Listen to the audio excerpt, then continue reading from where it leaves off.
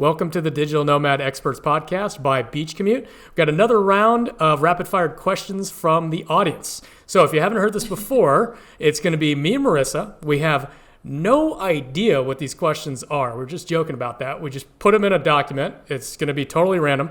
And I'm going to read it to Marissa, and she's going to read it to me, and I'm going to answer on the fly. No preparation. So this is either usually a great idea because you get authentic responses, or a completely terrible idea because we have no idea what we're saying. But usually these end up being pretty popular episodes. So people are voting with their clicks and people tend to like these episodes. So we're going to keep running them. And we always get a bunch of good feedback from our audience with a bunch of good questions. So obviously we're going to answer those questions on the air. Marissa, how are you? Before we jump into the question, first question, how are you doing?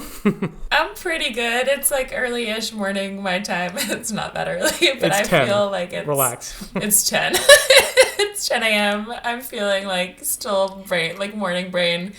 You're late afternoon your time, so we flip-flopped our prime time, so maybe you're also not in the best headspace. I don't know. We may meet right... How are you feeling today, Jeff? We might pass each other in the right middle of a podcast. Exactly. But yeah. I love these episodes to do together because anytime you and I feel like ask questions where we don't know them ahead of time and don't prepare, there's a place to prepare in our podcast for, other tips and things that we give. But these are just like fun on the fly. And I always love the surprising questions and answers. So I'm excited. And we're kind of matching today. This is new. Well, it's not hard for me. My wardrobe ranges from gray to very gray or black.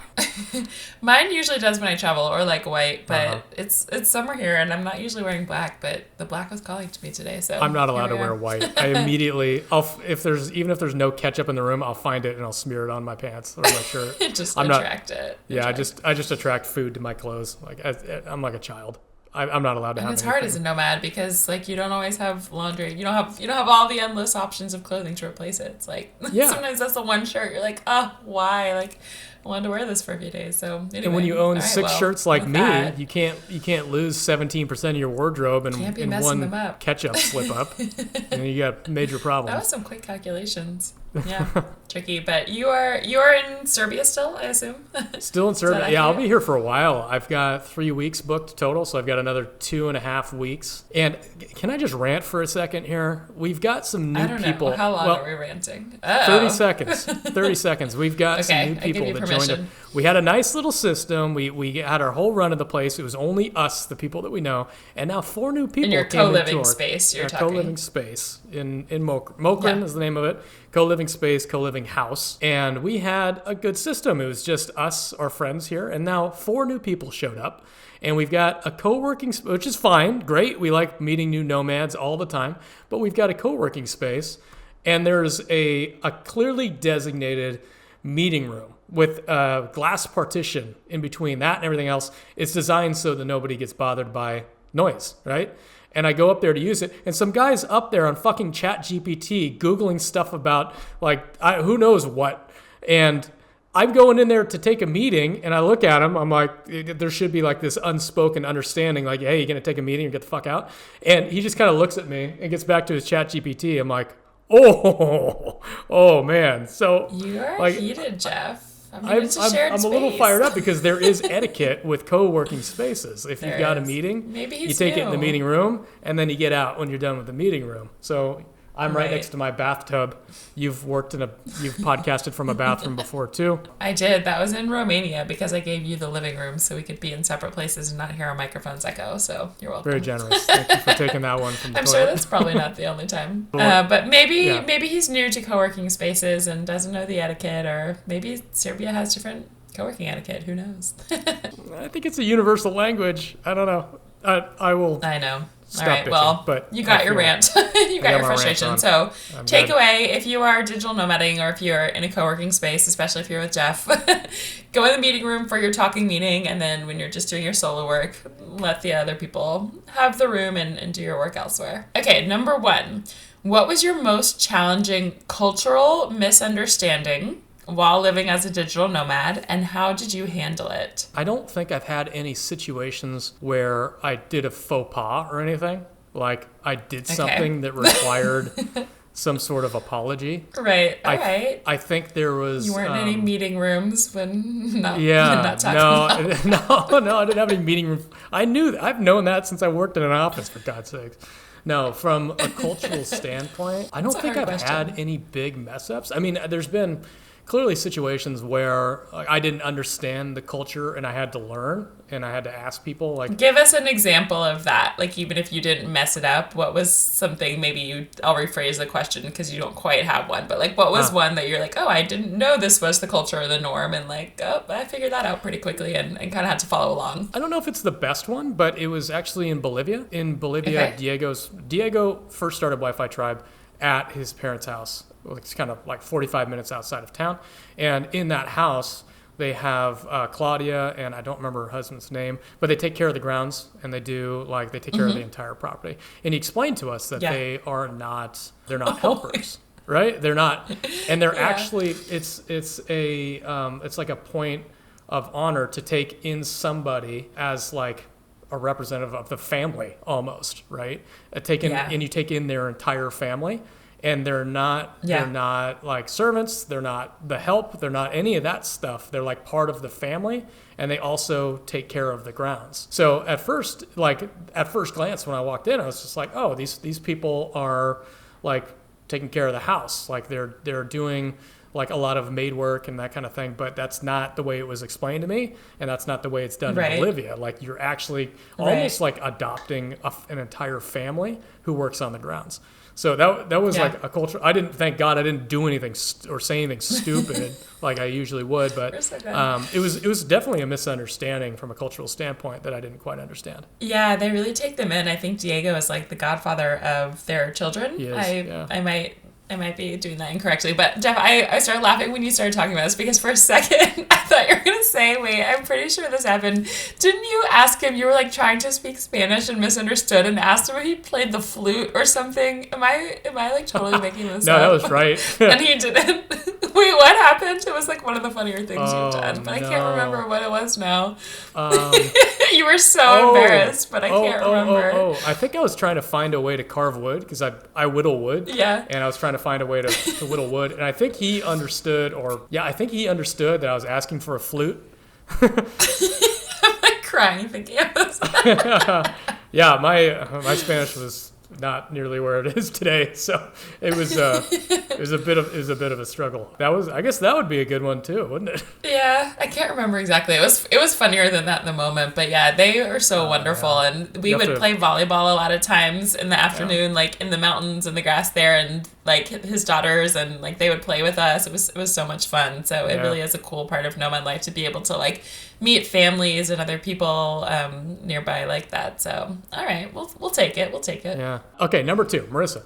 What's the wildest or most unforgettable experience you've had while exploring a new city or country as a digital nomad? I don't know. I feel like so many come to mind. But I guess we go with the first one. Can I share 2? I have like 2 that came to mind. I'll allow it. All right. I know. And then there's like 17 more I will not share of wild things I've done in other countries. But the first 2 that popped into my mind, the first one was Namibia, which I've talked about a ton. And that one was it felt like the Wild West of... Like, we went on a 9-day road trip in that country. So we rented a car, and the whole country sort of feels like a safari. Like, there's just, like, I think it's the 3rd least populated country in the whole world. So most countries, you know, like, if you think about going to Africa to do a safari, you're sort of, like, in an enclosed national park, and you have to have a tour guide and go in a certain van. And in Namibia, there's like, here's a car, like, be off, like, go on your own. Wild West. So we were like camping on the roof of our car, and they're like, it was kind of one of those moments like, who gave us permission to do this? Like, we almost got stuck in a river.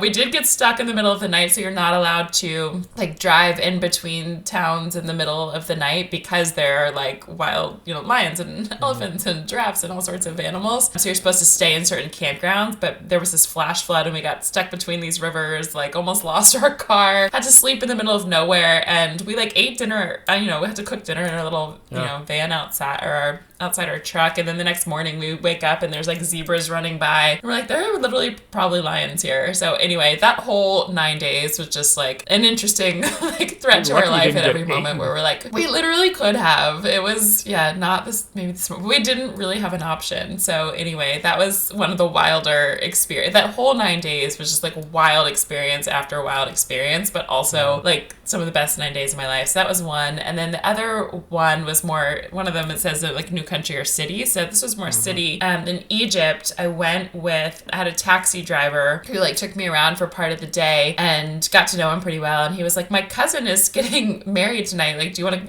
to come to the wedding? And I was like, yes. Yes, I do. And it was like probably 40 minutes outside of Cairo. And again, I had just met this person this day, but I ended up going and all the men were sitting on one side of the room and all the women were like behind this wall. So that was like an interesting cultural moment, I suppose. This is probably a cultural faux pas that I did. Like I'll almost answer your question. Number one by default. But when I went there, I only knew the men. There was like a couple of men I went with and they were like, you'll come sit with us. And I was like, but there's no women over here. Like all the women are over there. But they were like, no, like they don't speak English. Like we need to take care of you. So I was the only female in this like sea of Egyptian men. They made me ride a horse in the middle of this wedding. Like it was a wild experience and it was like just me. And it was one of those moments where I was like, how did I get here? What am I doing? Yeah. This is so cool. And I think I'm doing everything wrong, but here we are. So, but it was invited and it was less dangerous than lions eating you. Less dangerous than lions, but also like who knows what I would have done wrong. Right. But it was a memorable experience. So those are two. Could have done one of those cultural faux pas there. You had pretty certain I did. Oh, yeah. You just don't know what it was. I mean, I was the only female on this whole side of like only males. I was probably dressed inappropriately. I don't know because I didn't have anything I didn't bring. He was just like, come with me. And I was like, all right, here we are. But they did tell me I didn't just like walk into it and like walk into that side. So I don't know. It was what it was. But all right, you ready for number 3, Jeff? Yep. Hit me. All right. Describe a time when you had to adapt quickly to unexpected changes in your travel plans, and how did you manage the situation? I would say catching COVID while traveling was an unexpected situation. Okay. Unexpected, uncomfortable. Yeah. I mean, God, because this was back when it was still like way more readily spread, and people were a lot more worried about it than they are now. So it was like the time, this was like January 2021. I think I caught like Omicron one or whatever it was. Everybody caught it at the same time. But I was I was in Mexico. Yeah, I remember when you had that one. I was on a New Year's trip, and there was, I think like 13 of us or something. And then all of a sudden on the same day, everyone's like, I'm stuffy. I'm like, oh, shit. And so I got stuffy. And I went to my room. I was like, I got an extra one of these tests. I might as well just take it and see. And then that second bar lined up, like within 30 seconds, it was like a solid black bar. I was like, oh, shit. So what do I do? I'm with 13 people. I don't have accommodations. I can't go home yet because I just got COVID. I don't want to cough on somebody on the plane, right? So it's like, at that point, I was fine, but it was just all logistics. Like, how do I get somewhere where I can quarantine and how do I change my flight, and how do I not get people sick in the process? So it was just like, while sick, trying to crunch all this stuff because our Airbnb was done the next day. And that's 1 day of quarantine isn't good enough, especially not back then when it was a lot stricter. So I was like, all right, got to go through all the process. I have to find a place really close by so I don't get anybody sick while I'm in a taxi. I have to find a way to get like a good mask. So I found an Airbnb and I was like, fuck it, I'm going all out. If I'm going to be sick, I'm going to be sick on like a 180-degree panoramic of a beach on my own, beautiful sunsets, all that kind of stuff. So I did it, got a really nice Airbnb, still lost my mind. I don't do so well in like isolated environments at all, but at least I had a good view. And then I was able to reschedule my flight. And then I ended up like walking across the border of Tijuana to get to my flight. Because I was meant to get a ride all the way down to San Diego and I couldn't get that. So I got to the border, walked to the border, and then got to my flight in San Diego and finally got home. Tested positive forever, seemingly. And then, I finally kicked it. But it was a really, really inconvenient, unexpected thing. So I think that pretty much checks that box. Imagine you walking across the border of Tijuana. I've never heard that part of it. Coughing. Yeah, there's tons of them. Triple mask on and everything. It's like, it sucked. I'm like thinking through now all of the like times I've had to travel to other places or switch plans, and also all the wild stories I just like didn't share and want to. I'm like, there's so much stuff here, but I love these questions. It's just the first thing that comes to mind. It's just got to roll with that one. We'd be here all day. Yeah, and we'd never get this podcast real done. Quick, how did you, just for someone listening, how did you change your flight?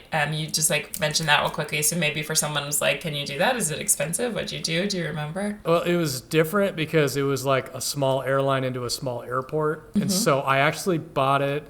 That's part of it. That made it kind of easy, but the big thing was I bought it with my Chase card. My Chase card, for whatever reason, with that flight, had change options attached to it. Cool. So I used those change options, and the first one was free, and then I kept fucking testing positive, so I had to reschedule it again.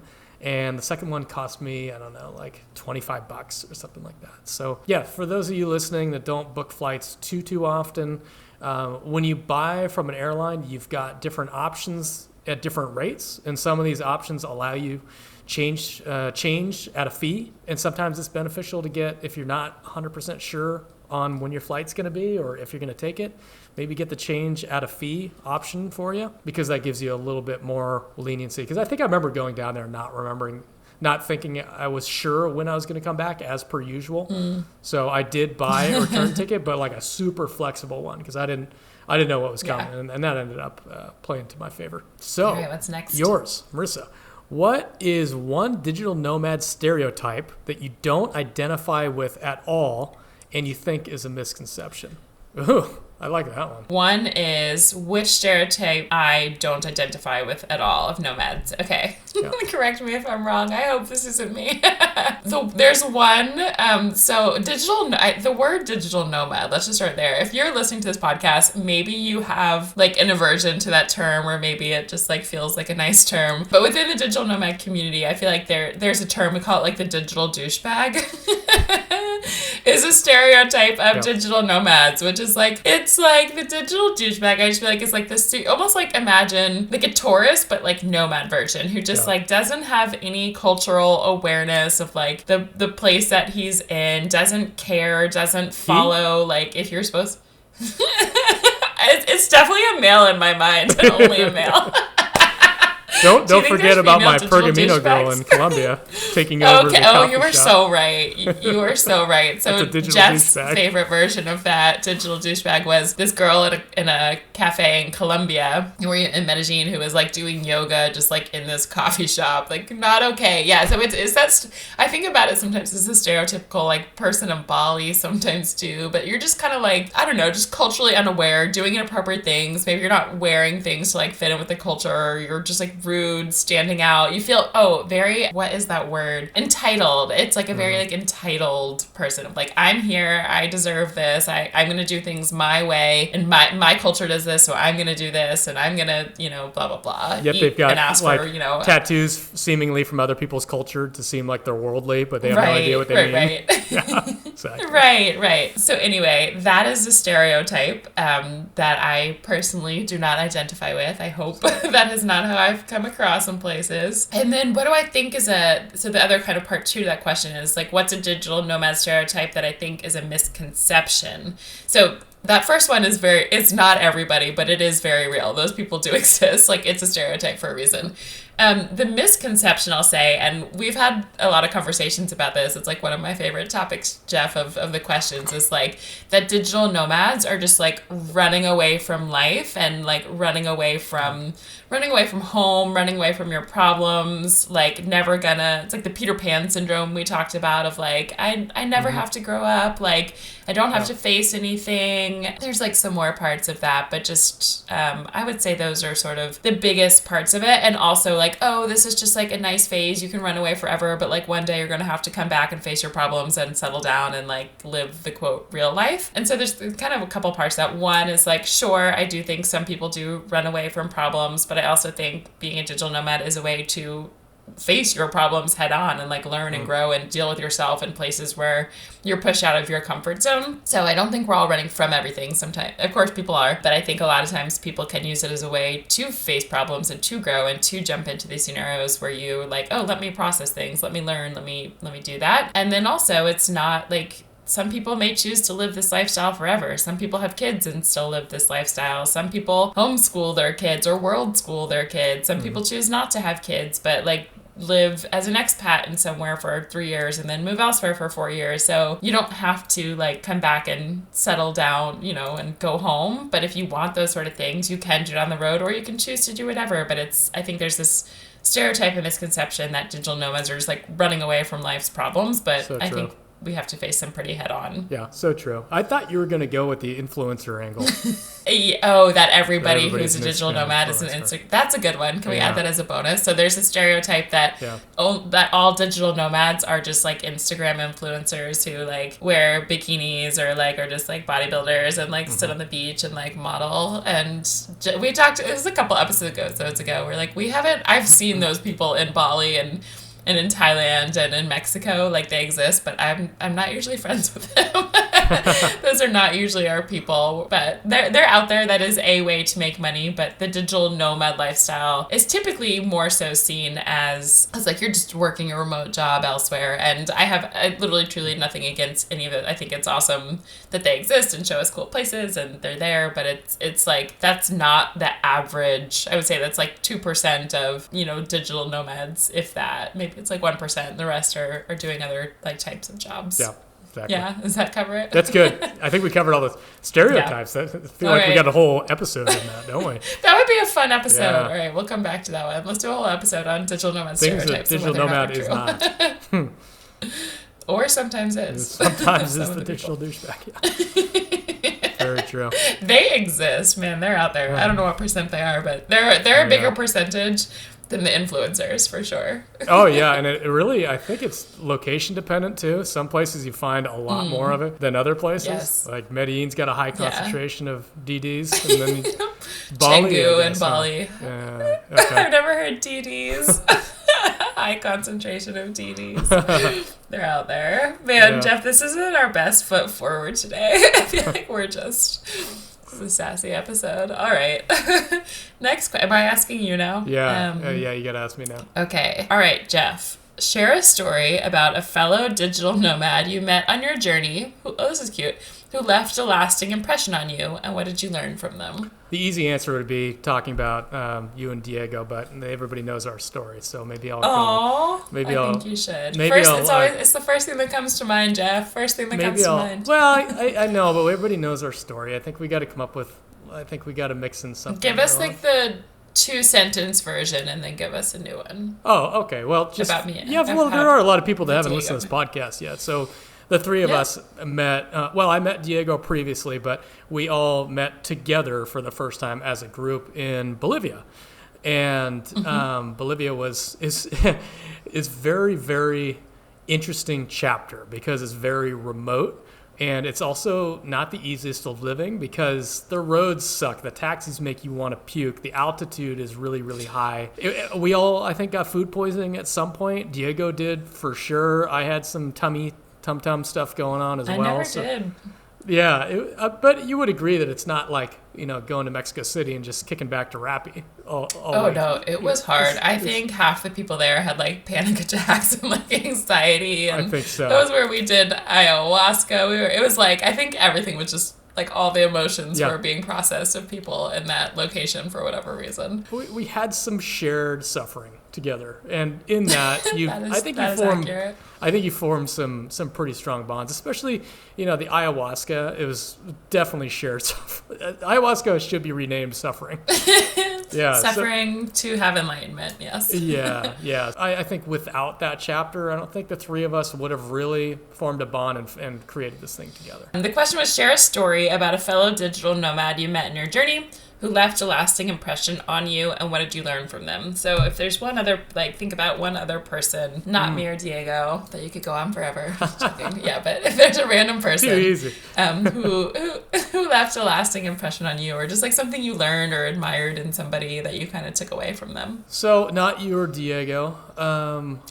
We've had a number of people on our podcast. Something that comes to mind, probably because I'm with him right now, Alex Holzhammer, who's been a guest on our show. Okay. Really interesting guy. Yeah. And he personifies a lot of the things that I like in digital nomads, and those things... Not the digital douchebag. Not the DDs. No. Like, some of those things are just like a really humble attitude around, a really chill and humble attitude around life, and like a natural curiosity for discovering new cultures, learning from people, just like an open mind to new situations, which is something that I really, really value in this lifestyle amongst the non-DDs. you also get a huge concentration of people that are just naturally curious about the world and want to and have a lot of humility and want to learn. They want to listen more than they want to talk, while being, like a lot of people in the community, very, very intelligent and have a lot of reasons to be, braggarts, to be, a little bit cocky, but still don't do it. I see a lot of that in him, and I think it's really representative of the people that I like to be around. I like to surround myself in this community, because it's when you're around types of those people, it's really, really inspiring. You have really good experiences, sure, but it's really inspiring because you get to see the world the same way, and you get to share ideas with them, and it's like everything that I look for in the community type of aspect. And that's not exclusive to this guy in particular, but like it just reminds me a lot of that type of community. He really embodies it. Yeah, that I seek out in these types of people. I'm glad that we were able to bring it back to that, because maybe if you're new here or if you haven't lived a digital nomad life yet and you listen to just the last questions, you probably think now everyone is a DD and a terrible person and like taking over. But honestly, it's a small percentage of the digital nomad community, really, and most people are so unassuming, are very successful, very intelligent, and you they're not bragging, as you said. It's like you get to know people, and it's almost sometimes like weeks later, a month later, you're like, you do this, you've done this, that's amazing. It takes a while to really pull out those things, because people really don't brag, and they are there to be humble and to learn from other, from the person walking down the street to a business, peer. It's like you can learn so much from all these people, and I would say most digital nomads become this because you do have this curiosity. You do want to, kind of put yourself in a smaller situation where you can just learn from other people, and it sounds like he embodies that really well, which is cool. How do you maintain a sense of routine and work-life balance when constantly being on the move as a digital nomad? That's a good one. We've talked a little bit about this. I feel like you've talked even more about this maybe on some episodes, but I would say with this, when you go to new countries or new places, I try to balance the things that I need a routine in, and then the things that I'm open to switching up. So for me, I like to wake up, journal, meditate, read, and then do some sort of workout. So I still kind of keep that as my, no matter where I go, I try to keep that sort of routine for myself. But the workout that I do, for example, might differ. So maybe if you're a runner, you can just go run anywhere you are, and maybe that's your routine. I'm open to all sorts of things. So in Mexico, there's a boxing gym that I really love. So I will do that. If I'm somewhere else, I might just go for a really long walk on a beach. If I'm on a small island in Panama. When I was in Nigeria, it was hard to walk around or exercise outside or in our house, so I found a gym nearby, and that took some time. So I would say anywhere I get, my first sort of order of business is finding out what sort of workout can I do or where I do it, and where am I going, if I have to go somewhere else, where am I going to do that? And then finding the healthy food. So I think for both of us, this is pretty important, of just I like to eat pretty healthy, and if you don't figure it out or make a plan, you're going to be stuck just eating food where you don't feel good. So I try to Google right away or ask friends if they've been there, of what are some good healthy places. I try to go to a grocery store right when I get somewhere, so when I wake up the next day, if I depending on what time you land and all that, but have normal groceries so you can wake up and have a normal breakfast and not just be eating out all the time. So really I would say my morning routine and you don't have to have a morning routine, it is what it is, but whenever you exercise, just like find a way to stick, whether it's the same thing or just some form of exercise, eating well, and then just jump right into your routine right away. So the differences will be like maybe you know, where are you going to work from? I like to work from home, so that's pretty easy. But like if your routine is going to a cafe to work, you want to do that research really quickly. So whatever it is that sort of keeps you in your rhythm, it does take mental energy. And this is what I'll say, like when we land a new place, and you sort of talked about this of like why it was so, and I think in the last episode, you're in this co-working, co-living kind of space in Serbia where they have like, there's just food included, and you have you know, you can do some activities outside and that sort of thing. But I would say usually the mental like space that it takes when you land in a new place, it takes a day or 2 or 3 to like take more of your brain capacity that you might otherwise have an hour towards work to like be on Google Maps and like, okay, here's 5 gyms I want to go check out, or like read the reviews and see like this is the one I want, or like it looks like, you know, 6 different restaurants, which one is going to be the one that I'm going to go to, where is the nearest grocery store. So it does take time and mental capacity, but I just suggest, like, the way I do it is I just get there and I spend my time right away doing that, so the rest of the month or however long I'm there, like you can really spend in your routine and sort of living that best healthy lifestyle, and whatever that means for you. Any other I do want to like kick that back to you. It's not your question, but like anything to add to that. I would add what helps to that is slow matting, really, like kind of the way that we're all just taking more time in each individual place, and not because the question is actually framed while constantly being on the move as a digital nomad. I try to not be constantly. It's hard, as a digital nomad because of all those things that you just said, like just and not to mention it's really hard on your health to be on planes all the time.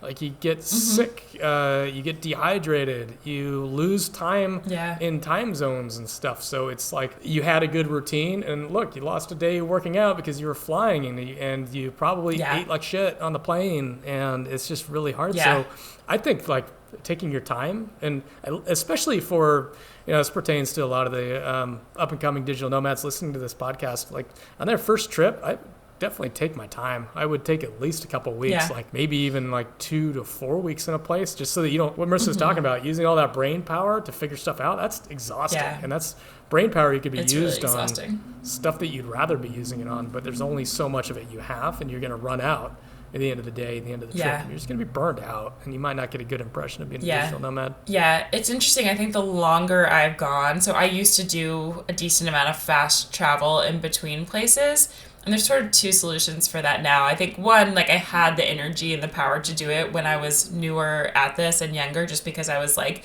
so excited and gung-ho and wanted to see everywhere. But as the years went on, I slowed down to some places. And so even if you do choose like, okay, I'm traveling constantly, I'm going to do some quick travel, you might find like, okay, then I'm going to get to a place and I'm going to stop for a couple weeks or a month and like recuperate, catch up, and then have the energy to go again.